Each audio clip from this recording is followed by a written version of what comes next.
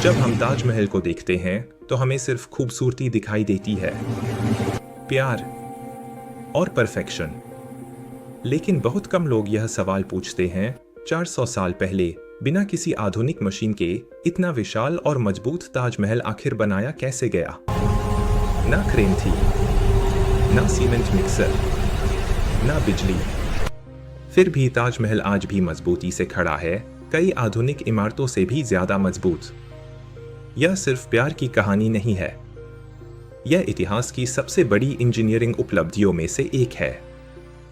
साल 1631 मुगल बादशाह शाहजहां ने अपनी सबसे प्रिय पत्नी मुमताज महल को खो दिया। बच्चे को जन्म देते समय मुमताज का निधन हो गया। शाहजहां पूरी तरह टूट गए। इतिहास बताता है कि वे महीनों तक दरबार में दिखाई नहीं दिए। उसी गहरे दुख में उन्होंने एक वादा किया, मैं ऐसी इमारत बनवाऊंगा जैसी दुनिया ने कभी नहीं देखी होगी। वही वादा, ताजमहल बन गया। लेकिन सबसे बड़ी समस्या थी जगह। ताजमहल बनाया गया यमुना नदी के किनारे, आज के आगरा में। नदी के किनारे की मिट्टी बहुत नरम और कमजोर होती है। ऐसी जमीन पर भारी इमारतें अक्सर कुछ ही सालों में धंस जाती है। तो सवाल यह था, ताजमहल गिरा क्यों नहीं? यही सामने आती है असली इंजीनियरिंग। मुगल इंजीनियरों ने जमीन में सैकड़ों गहरे कुएं खोदे। इन कुओं में भरे गए पत्थर, मलबा और लकड़ी। ये कुएं झटकों को सहने वाले शॉक एब्जॉर्बर की तरह काम करते थे। लेकिन सबसे चौंकाने वाली चीज थी साल की लकड़ी। यह लकड़ी पानी में सड़ती नहीं, बल्कि और ज्यादा मजबूत हो जाती है। मतलब पानी जो आम इमारतों को कमजोर करता है, ताजमहल की नींव को मजबूत बनाता है। अब सवाल उठता है, इतना संगमरमर आया कहां से?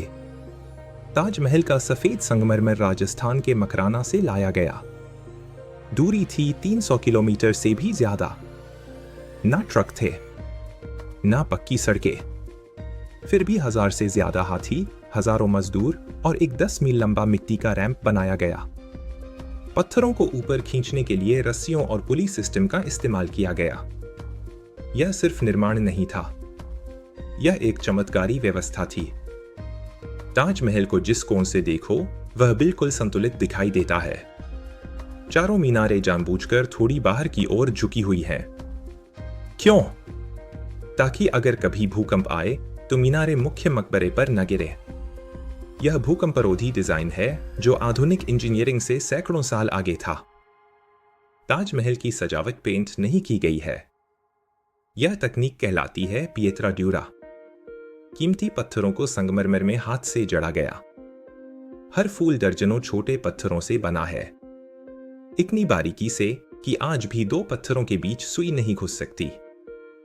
सुबह ताजमहल गुलाबी लगता है, दोपहर में चमकदार सफेद, शाम को सुनहरा और चांदनी रात में चांदी जैसा।